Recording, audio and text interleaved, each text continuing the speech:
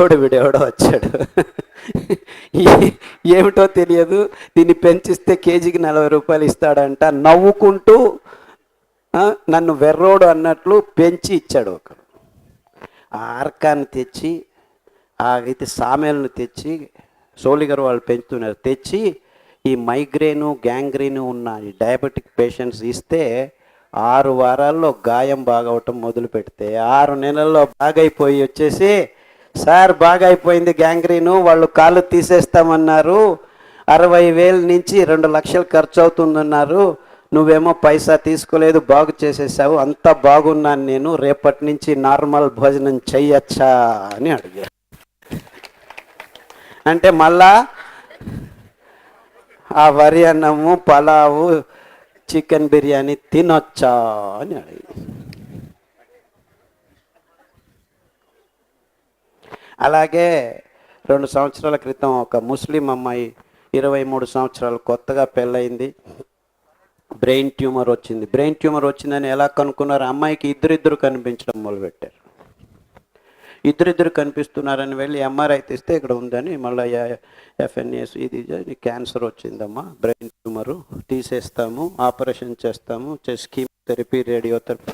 చాలా బ్యూటిఫుల్గా ఉన్న అమ్మాయి ఈ కీమోథెరపీ, రేడియోథెరపీ నల్లగా అయిపోయి, ఇలా అయిపోయి, అలా అయిపోయి, వెంట్రుకలంతా పోయి కట్టుకొని బాగానే ఉంది. 3 నెలల తర్వాత వస్తాయి వెంట్రుకలు అన్నారు. 3 నెలలకు వెంట్రుకలు సరిగ్గా రాలేదు. కానీ ఏమైందంటే ముగ్గురు కనిపించడం మొదలుపెట్టారు. మళ్ళా ఎంఆర్ఐ తీసేసా, మళ్ళా పెరిగింది, మళ్ళా రండి, అప్పటికే 6 లక్షలు ఖర్చు అయింది, మళ్ళా మొదలుపెట్టు, రెడ్ వచ్చా మొదలుపెట్టు. మన రెడ్ వచ్చా మొదలుపెట్టు అంటే తెలుసు కదా కథ. ఇలా మాట్లాడుతుంటే రెడ్డి మళ్ళీ వచ్చా, మళ్ళీ మొదలుపెట్టాయి ఆ నాటకం అన్నట్టు. అట్లా అయిపోయింది కథ. సో మళ్ళీ అంటే వాళ్ళు భయపడిపోయి ఇంకేం చేయాలో తెలియక మళ్ళీ 6 లక్షలు లేవు మా దగ్గర. యాక్చువల్లీ సాఫ్ట్వేర్ ఇంజనీర్ భర్త, అంత డబ్బులు ఉన్న వాళ్ళైనా కానీ ఎక్కడి నుంచి తెస్తారు, అక్కడి నుంచి. సో చివరికి ఎవరో చెప్పారు, వీళ్ళు కాదరని ఉన్నాడు, వాడు ఏదో అరికలు, సామలు, కషాయాలు ఏది తాపుతాడు.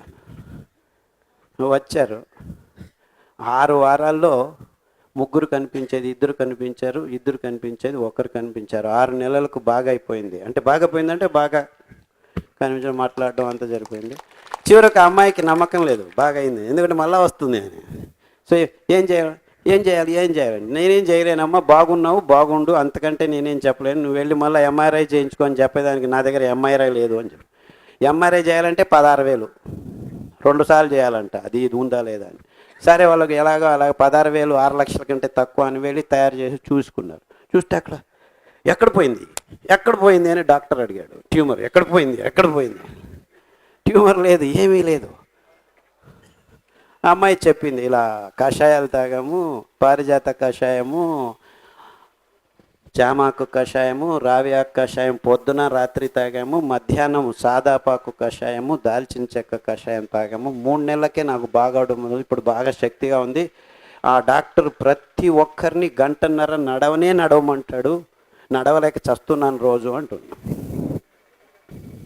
నడుస్తుంది, హ్యాపీగా నడుస్తుంది, కానీ నడిచేదానికి ఇష్టం లేదు. ఎందుకంటే ఆ నడిచే సంప్రదాయం మన దేశంలో నుంచి మాయమైపోయింది.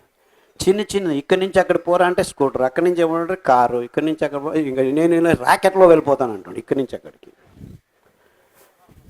So we have lost the good things in our life. ఇప్పటికీ నడుస్తుంది అమ్మాయి, she's fine. Actually it's been 2.5 years, ఏమీ ఇబ్బందులు లేకుండా. ఇలా చాలా కేసులు ఉన్నాయి. Blood cancer, lung cancer, kidney పేషెంట్లు, క్రియాటినిన్ ఎక్కువైంది, ఇంకా డయాబెటీసు, బీపీ, గ్లూకోజ్ ఎక్కువ అవటం, తక్కువ అవటం, కిందికి పోవటం, పైకి పోవటం. ఈ కంట్రోలు టక్కని అదంతకదే వచ్చి కూర్చుంటుంది మీ దేహంలో. ఎందుకు? ఈ ధాన్యాలు వరి బియ్యంలాగా, గోధుమల్లాగా పిష్ట పదార్థం అనుపాతం ఒక్క సంఖ్యలో ఉంటుంది, ఒక్క అంకెలో. అంటే కొర్రల్లో 60 పీచు పదార్థం 8, 60/8, 7/8 7 పాయింట్ సంథింగ్. అండుకొర్రల్లో 12.5 పీచు పదార్థం, 69% పిష్ట పదార్థం. సో దాదాపు 70/12.5 5.5 వస్తుంది. అలాగా రాగుల్లో చూస్తే పీచు పదార్థం 3.6, పిష్ట పదార్థం 67. సో 20-25 వస్తుంది. బియ్యంలో, వరి బియ్యంలో చూస్తే పిష్ట పదార్థం 79, పీచు పదార్థం 0.2, అంటే అనుపాతం 395. ఈ ఒక్క కారణానికే ఈ టెక్నికల్ సైంటిఫిక్ పాయింట్, ఈ 5 ధాన్యాల్లో పీచు పదార్థం పిష్ట పదార్థం అనుపాతం ఒక్క అంకెలో ఉంటే మిగిలిన ధాన్యాల్లో అన్నిట్లోనూ 20-25 కంటే ఎక్కువ ఉందన్నమాట. అందుకే ఈ పీచు పదార్థం పిష్ట పదార్థం పొరలు పొరలుగా అంతర్లీనమై సంక్లిష్టంగా సంకీర్ణంగా దేవుడు రచనాత్మకంగా ఈ ధాన్యాల్ని సృష్టించడం వల్ల మన దేహంలోకి, రక్తంలోకి గ్లూకోజు అంచెలంచెలుగా సమాధానంగా సంయమంతో సమతూలనంగా చాలా నియంత్రణతో విడుదల కావటం వల్ల రక్తంలో గ్లూకోజ్ సమతూలనంగా ఉండటం ఈ 5 ధాన్యాల వల్లనే సాధ్యమవుతుంది అని మేము వచ్చిన డయాబెటిక్ రోగులకి ఒక 5 మందికి HbA1c 5, 6, 7 ఉంటే బాగున్నారని, వాళ్ళకి ఏమి ఇబ్బందులు కావు. 10 ఉందనుకోండి, అంటే వాళ్ళు ఏదైనా తీసుకుంటే మూత్రంలోకి గ్లూకోజ్ వెంటనే వచ్చేస్తుంది.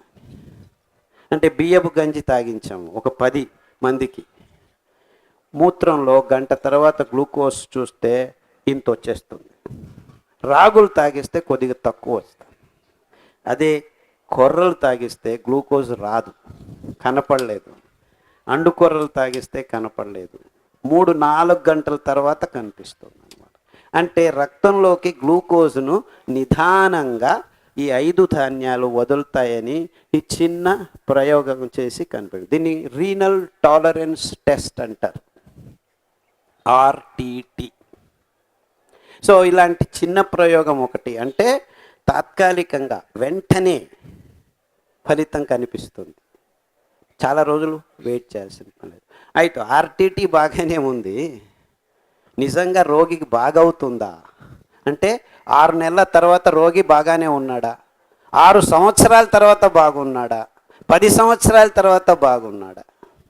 సో ఇలా మేము గడిచిన 15-20 సంవత్సరాల నుంచి రోగుల్ని ఫాలో అవుతూ 100 మంది ఇన్సులిన్ తీసుకున్న వాళ్ళు కూడాను వదిలేసిన తర్వాత ఇప్పటికి 7, 8, 10 సంవత్సరాలైనా హ్యాపీగా ఈ సిరిధాన్యాలను తినుకుంటూ ఏ ఇబ్బందులు లేకుండా జీవితాన్ని గడుపుతున్నారు.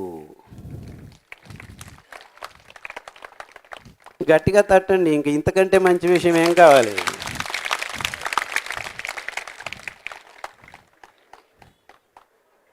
మీరు నేను చెప్పేది ఏది వినట్లేదనమాట, మీ అంతకు మీరు ఆలోచిస్తున్నారు. You are all thinking within yourself. మీ ప్రపంచంలోకి మీరు వెళ్ళిపోయారు, నేను ఊరికి మాట్లాడుతూ ఉన్నాను ఇక్కడ. am I right? But that's fine. మీలో ఆలోచన క్రమాన్ని, ఈ విచారధారని విత్తనం విత్తి వెళ్ళేదానికి మాత్రమే నేను వచ్చాను. ఇది మొదలైందంటే ఇంకా మార్పు మొదలవుతుంది. అందరూ ఇది ఉద్యమము, ఆందోళన, ఇది అది అని అంటున్నారు. అవన్నీ నాన్ సెన్స్. ఏ ఉద్యమాలు, ఏ పనులు చేయలేవు కొద్దిసేపు హాట్ హూట్ అని. నిజంగా ఏదైనా జరగాలంటే ప్రతి ఒక్క వ్యక్తి అంతరంగం నుంచి తనను తాను మార్చుకోవాలి. ఆ మార్పు ఎలా వస్తుంది? ఎరుకతో వస్తుంది, ఇంకే దానితో రాదు. ఎరుక. ఆ ఎరుక లేదా బయట నుంచి వచ్చిన ఒత్తిళ్ళు ఈరోజు కాకపోతే ఇంకో రోజు మాయమవుతుంది. సో ఎవడో చెప్పాడు అని మీరు సిరిధాన్యాలు తింటూ ఉంటే ఓ 10 రోజుల తర్వాత ఇంకా అది అలవాటు కాకముందే మీకు మాన్చేస్తారు. ఈ ధాన్యాలను తింటూ ఉండేదానికి. ఎందుకంటే ఇప్పుడు మీరు అలవాటు పడ్డారు, నేను చెప్పాను కదా, మందులు తీసుకుంటున్నారు, టక్కని వదిలేసి టక్కని దీనికి రాలేరు. సో నిదానంగా ఎరుక ఉంటే దీన్ని మన ఆహారంగా స్వీకరించాలి అని ఒక ఛలము మీలో మొదలైతే అప్పుడు ఎన్ని అడ్డంకులు ఉన్నా, ఇప్పుడు ఇవి లేవు, దొరకట్లేదు, కానీ మీరేం చేస్తారు, ఛలం ఉంటే మెల్లిగా వెళ్ళి ఆ రైతుకు ఇచ్చి, పెంచివరా, నేనే తీసుకుంటాను అని చెప్తారనమాట. ఆ పని ఈ వెంకటేశ్వరరావు గారు, శ్యాంప్రసాద్ రెడ్డి గారు నా లెక్చర్ విన్న తర్వాత చేయడం మొదలుపెట్టారు. ఎంతవరకు చేశారంటే వెంకటేశ్వరరావు గారు వాళ్ళు విత్తనాలు అందరికీ రెండు ఇస్తున్నామన్నాడు. మొన్న గుంటూరులో కొర్నపాడు పల్లె వాళ్ళది 3500 మంది రైతుకి దాదాపుగా 20 టన్నులు విత్తనాలను ఇచ్చాడు. ఎందుకంటే విత్తనాలు ఇస్తే వాళ్ళు పెంచుతారు. 1 టన్ను 10 టన్నులు అవుతుంది, 10 టన్నులు 1000 టన్నులు అవుతాయి. అర్థమవుతుందా నేను చెప్పేది? అంటే నా ఒక్కడి పని కాదు, వెంకటేశ్వరరావు గారు ఒక్కరి పని కాదు, మన రైతన్నల పనే కాదు. రైతన్నలు పెంచేదానికి రెడీ ఉన్నారు. ఆయన చెప్పాడు, మీరు ఏం పెంచమంటే అది పెంచుతాం, మీరు ఏది అడిగితే అది ఇస్తాం. అంటే కొర్రలకు ఒక 50 రూపాయలు ఇస్తే వాళ్ళు పెంచుతారు కదా. ఎందుకంటే ఈ మధ్యవర్తులు దాన్ని 500 చేసి అమ్ముకుంటారు. ఎందుకు? ఆ మిషన్ల మీద మనం ఆధారపడి ఉన్నామని. అంటే ఆ మిషన్ల వల్ల మనం నాశనం అయిపోతాం. ఈ technology is killing the common man and the producer. ఇదే ఈ ఇండస్ట్రియలైజ్డ్ ఫుడ్ కల్చర్ చేసిన అతి భయంకరమైన కటు సత్యం. అంటే మనం మన ఇళ్ళల్లో వంట చేసుకోవటం కూడాను, మీకు వంట చేయటమా, అది ఏమిటది, ఏం పని లేని వాళ్ళు అంటే వంట చేయటాన్ని నీచంగా చూడటం గడిచిన 30-40 సంవత్సరాల్లో అందరి తలల్లో నూరిపోశారు. వంట చేసుకుని ఇంట్లో పడి ఉండా, ఇలాంటి మాటల్ని. అంటే ఆ మహాతల్లి ఇంట్లో వంట చేసి సరిగ్గా అన్నం పెట్టకపోతే మీ అందరికీ రోగాలు వచ్చాయని ఎవడు మాట్లాడటం లేదు.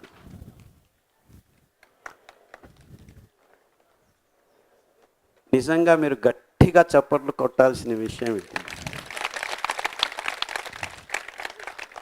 అంటే ఆడవాళ్ళని చులకన చేయటం ఈ ఇండస్ట్రియలైజ్డ్ ఫుడ్ కల్చర్లో మొదలుపెట్టారు. వంట చేస్తూ ఉంటుంది, నీచంగా చూడటం. ఇన్ఫ్యాక్ట్ ప్రపంచంలో వంట చేసి తినిపించడం అంత మహత్కార్యము, అద్భుతమైన పని ఇంకేదీ లేదు. The moment you lose your kitchen, you have lost everything.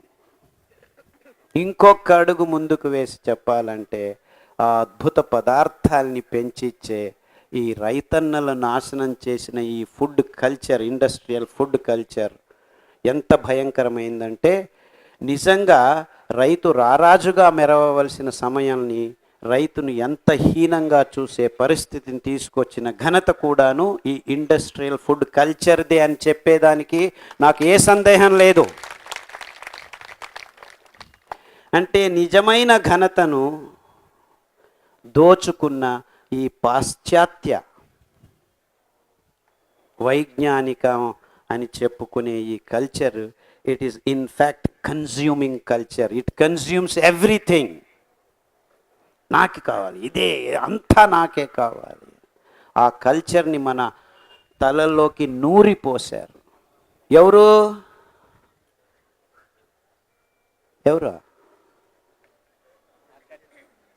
ప్రకటనలు. కాంప్లాను తాగించండి, మీ అమ్మాయి 4 పట్లు పెరుగుతుంది. 4 రోజులు కక్కస్ రాదు అమ్మాయికి, అంతే. టూత్ పేస్ట్ వాడండి, మీ పళ్ళు గట్టిగా అవుతాయి, కాల్షియం పోయి అంటుకుపోతుంది మీ పళ్ళకి. చూసారా ఎంత అవైజ్ఞానికం ఈ ప్రకటనల్లో?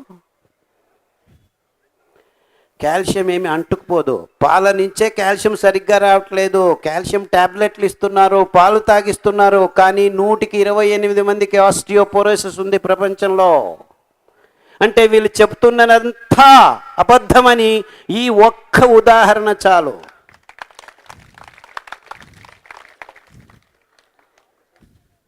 కాల్షియం పాల నుంచి మీ దేహంలోకి వెళ్ళట్లేదు, కాల్షియం ట్యాబ్లెట్ నుంచి మీ దేహంలోకి వెళ్ళట్లేదు. ఒక్క నువ్వుల లడ్డు వారానికి ఒకసారి తినండి, గట్టిగా నెట్టిగా నించుంటారు. ఎందుకంటే నా దగ్గరికి ఒక ఆవిడ రక్తపు క్యాన్సర్ అని వచ్చింది.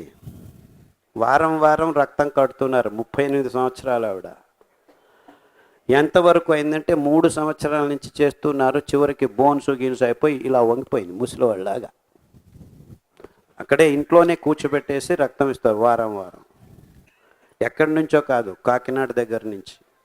నేను చెప్పిన లెక్చర్స్ విని వాళ్ళు వారానికి ఒకసారి నువ్వుల లడ్డు ఇప్పించి పారిజాత ఆకు, జామాకు, రావ్యాకు, మధ్యాహ్నం పూట బొప్పాయి ఆకు, ఇలా కషాయాలను తాపించి 3 నెలల్లో ఆవిడ రక్తం విరిగి తక్కువ కావటం, పూర్తిగా దేహం నుంచి పారిపోవటం ఒకవైపు అయితే, టక్కని లేచి ముందుగా 38 ఎంత ఉండాలో అంత ఎత్తు తయారైంది ఆవిడ.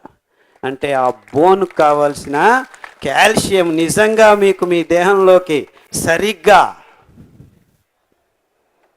సంగ్రహింపబడాలంటే నిజమైన ఆహార పదార్థాల నుంచే మీ దేహం సరిగ్గా తీసుకుంటుంది. నువ్వుల్లో మీకు 1 లీటరు పాలల్లో దొరకాల్సిన కాల్షియము 100 గ్రాముల్లో దొరుకుతుంది.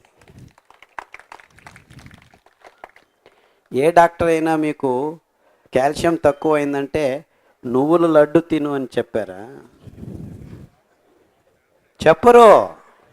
ఎందుకంటే వాళ్ళు ట్యాబ్లెట్లను అమ్మాలి. $1 బిలియన్ బిజినెస్ ఇది. సప్లిమెంట్స్ అమ్మేది. ఈ విటమిన్ కావాలి, ఆ విటమిన్ కావాలి, ఇది తీసుకో, అది తీసుకో. ఈ విటమిన్ B12 మీకు రానే రాదు, మాంసాహారులకు మాత్రమే దొరుకుతుంది. కానీ ప్రపంచమంతా మాంసం తింటుంది ఇప్పుడు. అయినా విటమిన్ B12 ఎందుకు తక్కువ అవుతుంది? తెలంగాణ, ఆంధ్రాలో 97% పీపుల్ ఈట్ మాంసం అంట. కానీ ఆంధ్ర రాష్ట్రంలో B12 చాలా తక్కువైందని ఇప్పుడు డాక్టర్లు అందరూ B12 ట్యాబ్లెట్స్, B12 మాంసం తింటున్నారు. మరి B12 ఎందుకు రావట్లేదు? ఎందుకు రావట్లేదు? ఎందుకంటే మీరు సరిగ్గా దాన్ని పీల్చుకోలేకపోతున్నారు. మీకు మాంసంలో అది కాదు నిజంగా B12 వచ్చేది. మజ్జిగ తాగండి, నువ్వుల పాలని తోడుకు వేసుకొని మజ్జిగ చేసుకొని 100 ml మజ్జిగ తాగండి. మీ B12 ప్రాబ్లం 3 వారాల్లో మాయమైపోతుంది.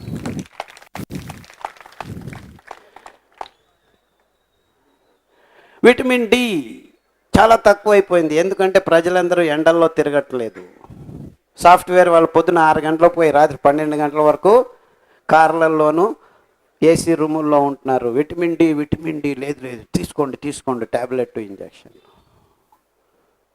1 గంట బయటికి పోయి ముంచోరా అని కంపెనీలు చెప్పచ్చు కదా. ఎండలో కష్టాలు చేయాల్సి ఊరికి ఎండలో నించుంటే చాలా. అలాగా ఇప్పుడు 15 నిమిషాలు నించున్నారు, అందరికీ విటమిన్ D వచ్చేసింది. వారానికి ఒకసారి చూస్తే చాలు. ఇంతే చెప్పాల్సింది డాక్టర్లు. చెప్పరు. పోనీలే ఎండలో నించోవద్దు, పుట్టగొడుగులు ఉన్నాయి. ఎండిన పుట్టగొడుగులు, పచ్చి పుట్టగొడుగులు తింటే విటమిన్ D రాదు. పుట్టగొడుగులను ఎండబెట్టుకొని వారానికి ఒకసారి ఒక పిడికెడు మళ్ళా నీళ్ళల్లో నానబెట్టి ఆ నీళ్ళను పారవేయకుండా ఏదో కర్రీ చేసుకొని తినండి. జొన్న రొట్టెతోనో కొర్రల రొట్టెతోనో విటమిన్ D మీకు నిండుగా వచ్చేస్తుంది. ఇది చెప్పచ్చు కదా, చెప్పరు. ఎందుకంటే అనాది కాలం నుంచి ఉత్తర ధ్రువం దగ్గర ఉన్న చాలా దేశాలు సూర్యుడు 4 నెలలు వాళ్ళకు రానే రాడు. కానీ వాళ్ళకి ఈ ప్రాబ్లం లేనే లేదు. ఎందుకంటే ఎండ వచ్చినప్పుడు వాళ్ళు పుట్టగొడుగులను ఎండబెట్టుకొని హ్యాపీగా ఆ సూర్యుడు లేని నెలల్లో వారానికి 2 సార్లు తింటారు, గట్టిగా ఉన్నారు. ఒక్కరు ఇలా వంగిపోలేదు. కానీ మన తెలంగాణ, ఆంధ్రాలో చాలామంది ఇలా వంగిపోయారు. మనకు ఎండ ఉంది, పుట్టగొడుగులు ఉన్నాయి, కాల్షియం ట్యాబ్లెట్లు తీసుకుంటున్నాము, మాంసము తింటున్నాము. నేను ఎందుకు ఇలా వ్యంగ్యంగా చెప్తున్నానంటే వాళ్ళని వ్యంగ్యం చేయాలని కాదు, వాళ్ళు చెప్తున్నవి నిజం కావు అని చెప్పేదానికి చెప్తున్నాను. మనం వాటిని గమనించట్లేదు అని చెప్తున్నాను. అంటే మీరు డాక్టర్ల చుట్టూ తిరుగుతూ ఉంటే మీకు ట్యాబ్లెట్లు, ఆపరేషన్లు తప్పవు. ఇంతకంటే ఏమీ జరగదు. గ్యారెంటీ. రండి, ఇటువైపు రండి, మీ వంటిళ్ళల్లోకి అడుగు పెట్టండి. మీ చేతులతో మీరు వంటలు చేసుకోండి. మీ పిల్లలకు తినిపించండి, మీ భర్తలకు తినిపించండి. మీ భర్తలను కూడా చెవు పట్టి వంటింట్లోకి లాగండి, రుబ్బమనండి, కట్టెగానుగ నూనెను తీసుకురమ్మనండి. వాళ్ళనే వెళ్ళి ఎద్దుల మీద నుంచొని కట్టెగానుగ నూనెను తీయమనండి. కట్టెగానుగ నూనెల్లో అందమైన అద్భుతమైన పోషకాంశాలు, వెర్రి నువ్వుల నూనెలో మీ వెర్రిని బాగు చేసే గుణం ఉంది. బుద్ధిమాంద్య పిల్లలకి వెర్రి నువ్వుల నూనె, కొబ్బరి నూనె ఉదయం 3 చెంచాలు, ఎక్కువ అవసరం లేదు. పడిగడుపున తాపండి.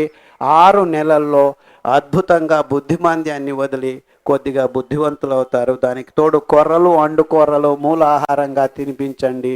ఏ ఇబ్బందులు లేకుండా కళ్ళల్లో కళ్ళు పెట్టి చూడకుండా ఉన్న ప్రజ్ఞారహిత పిల్లలు సమేతం కొద్దిగా మెరుగవుతూ మెల్లిమెల్లిగా 4-5 సంవత్సరాల్లో వాళ్ళ పనులు వాళ్ళు చేసుకునేట్టు చేసిన ఘనత ఈ సిరిధాన్యాలది, ఆ వెర్రి నువ్వుల నూనెది అని చెప్పేదానికి నాకు చాలా చాలా సంతోషంగా ఉంది. ఒక్కరు కాదు, ఇద్దరు కాదు, 100 మంది పిల్లలు హ్యాపీగా ఉన్నారు. ఫిట్స్ వస్తున్న వాళ్ళు ఈ పదార్థాల్ని, ఈ నూనెల్ని, కషాయాల్ని తాగి ఫిట్స్ రాకుండా ఇప్పటికి 8, 10, 12 సంవత్సరాలుగా హ్యాపీగా ఉన్నారు. ఎంత సింపుల్గా ఉంది చూడండి ఇది. Is it not that simple? It is so simple. In fact నేను ఇలా కర్ణాటకలో ఒక 10 సంవత్సరాల నుంచి ఒక డాక్టర్ లేచి ఈజ్ దట్ సో సింపుల్ అన్నాడు. సార్, ఇంత కష్టపడి చెబుతున్నాను నేను, ఉపోద్ఘాతము ఇది అది అని పెద్దగా నేను డ్రామాలాగా చెప్తూ వస్తున్నాను అందరికీ. ఇదంతా నాటకం అవసరం లేదు. నిజంగా ఇంత కాంప్లికేట్ చేసి చెప్తున్నాను నేను, ఇంకా సింపుల్గా చెప్పనా అని అడిగాను. టెల్ మీ అన్నాడు. 1 గంట నడవయ్యా, వారానికి ఒకసారి నువ్వుల లడ్డు లేకపోతే రాగి లడ్డు తినవయ్యా, పొద్దున సాయంకాలం మనందరికీ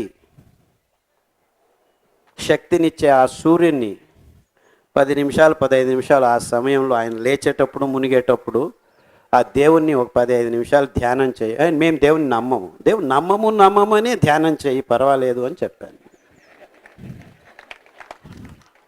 ఏదో ధ్యానం చేసేటప్పుడు అల్లా అనాలి, లేకపోతే కృష్ణ అనాలి, విష్ణు అనాలి.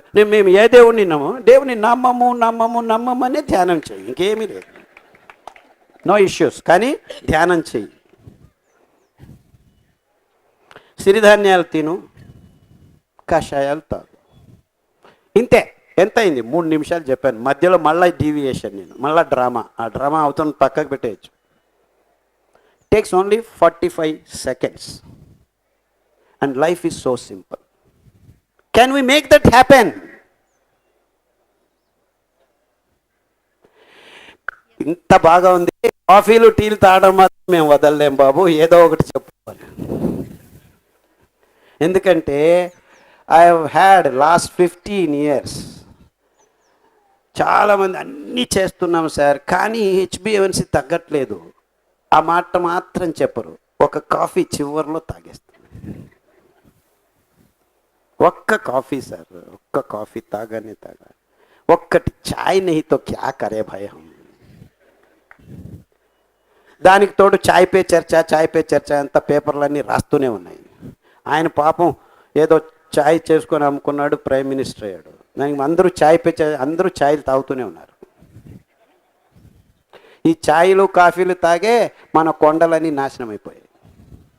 ఈ ఛాయ్ ఎస్టేట్లు, కాఫీ ఎస్టేట్లు ఎక్కడ చూసినా కొండ చర్యల్లో వేల చదరపు కిలోమీటర్లు. Because you're all drinking coffee and tea. So మీరందరూ కాఫీలు టీలు తాగటం ఆపు చేస్తే మన జీవనదులు మళ్ళా సరాగంగా సక్రియంగా పారుతాయి. మనం ఏ డ్యాములు కట్టాల్సిన పని లేదు, ఈ ఇరిగేషన్ ప్రాజెక్టులు అవసరం లేదు, అందరూ కాఫీలు టీలు తాపితే చాలు.